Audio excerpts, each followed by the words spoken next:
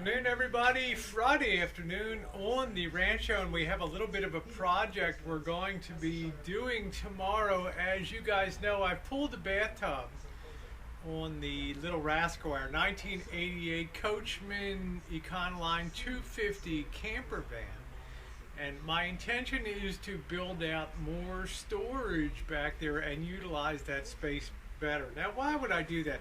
Well, the principal reason is I really don't have any interest in showering in the rig. I think the availability of things like Planet Fitness and motels and hotels really obviates the need for that. Plus, in wintertime, it'd be too miserable, and I don't want to carry a lot of water to be frozen in the rig and stuff. We're going to be traveling in January, so it's going to be challenging. But I've already been out at the lumber yard today and picked up most of the lumber, I think, to do the job the proper way. I'm probably going to need a little more wood. Lumber's very expensive, so it's one of those things we want to measure twice and cut once. I want to sort of follow the flow of the wood inside and at least have a sort of color match, if not grain match, on that, because everything in the rig is basically a veneer over top of composition board. So I'm actually doing better than that with plywood. So let's go back to the rig here, and I hope you're enjoying the enhanced sound with the external stereo microphone here on the rig. I've pulled the shower curtain. I'm going to save all that hardware. I've also capped off the water lines here. I put caps into there. I just need to tighten them down good and pressure test it. I still need to cap the vent stack here, where actually this is the drain line coming from the tub, and the vent stack is up here, so I still need to cap that off. But we're working in here. I've removed all the hardware inside, and it's going to be challenging. I'm going to go inside of the rig. I'm going to change positions and be over here, because we have a lot of we have a lot of curves in here that we're dealing with, and we need to maximize our storage space while still looking acceptable and looking like a good part of the looking good, so it just doesn't look like a hodgepodge job. So I'm going to go inside here and switch positions and talk about that a little more. Okay, I'm now inside of the rig, and the priority is here to convert what used to be the tub into additional storage here, and to add a supplemental battery over here in this compartment to add to the coach battery. I want to have two coach batteries here. I think it's going to be better for running the propane, the fan and things, without working down the batteries all the way. Well, we'll see. That remains to be seen, but at least that's the intention over here. But over here we could put the water hose and the electric hookup. Also some other things we need, jumper cables that you see out there, without having everything so tightly in it. It's just miserable to get everything out because these camper vans are small. Now I've already gone ahead and leveled and put a back furring strip up here, as you can see here. You got to be very careful. You don't want to drill into the side of the rig. I had to respect where the ribs are on the rig by feeling for studs and where locations of existing screws are. I can't just put shelving in here. The first consideration is I need to put the top lid on this. This will be level now with a very slight pitch forward, so in case something ever leaks, it'll roll off. It won't go behind in the way of liquid. And I can't really have too much of a overhang here, if any, because sitting on the toilet is already compromised enough space. There's really not a ton of room in here when you're sitting on the toilet. You know, by code, if you're building a house, this measurement from the center line of the toilet to the wall, let's say you had a wall where the toilet paper was, that has to be 13 inches over there. And this is probably not even, I'd say maybe 9 inches over here. So, you know, it's already tight to begin with. So Anyway, you see what the layout's going to be here, but I just can't put a piece on top of here and call it done because I need to have some shelving up top side. And again, I need to maximize the storage in that area. So the day before, I always like to think a little bit and do my planning and analysis. And the main consideration we have is we have compound curves here. This is curving in this way and coming in towards the top, and it's also curving in from the wall over here coming in. So we have to we're going to have to fit one side of this so it fits a little better over there. It doesn't have to be perfect, but we're going to have to scribe that, or get our compass and put a scribe marks on there, transfer this curve to the wood, and then cut it so hopefully it insets well. And we're going to do the same thing on this side over here.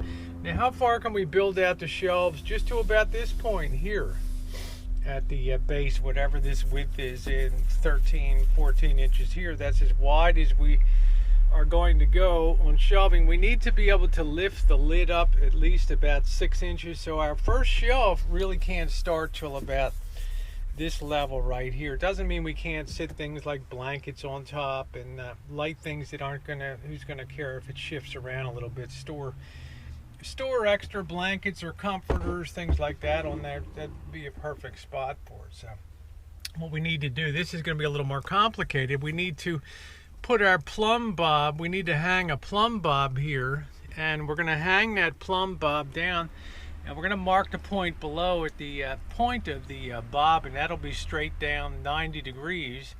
And we'll use that as where our shelving is going to go, and this will be extra storage space in the back.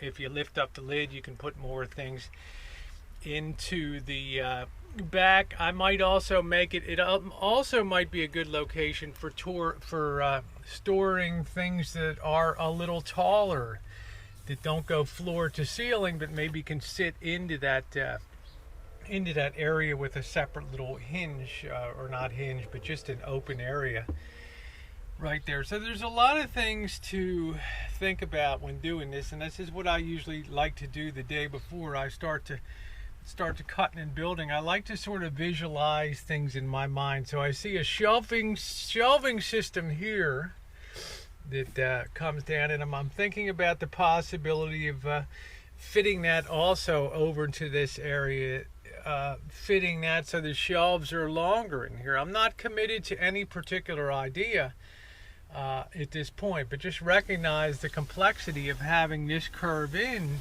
here. We're not working with a flat surface. We're definitely in three dimensions, and we're going to know it when we start doing cuts and things like that. I'm not sure if you can see the string hanging there. It's right in the corner. I have a screw in there that the plumb bob string is hanging on, and it's going straight down. You can see the plumb bob hanging there. And when I take that and align that with how this first platform is going to be built, I just basically stick this, bring that over. Just at about the 11-inch mark puts that. I've already measured that. You can see that plumb bob is hanging straight down there, and when I make a mark over here, it puts it right on the 11-inch, which means I have to come over 11 inches from here and sort of do a compound, what we call a compound lid. This side will be fixed here, and we'll come over and we'll stay in a closed position. This side here will be hinged and will go up and down, and it'll give a nice finished appearance. It can also have a hasp, what they call a hasp, or a locking mechanism that you can put a small lock on it if you want to really secure your things in here. I don't know what that's going to mean in terms of travel. I mean, most of my stuff I'm going to secure very well in a hotel or whatever. So just to give you an idea of just how far over. So this will be the closed section of the lid, and this will be hinged over here. So we should be able to have No problem mounting up the hinges on that. Just a little more engineering to do tomorrow. So this will leave a resting area on top.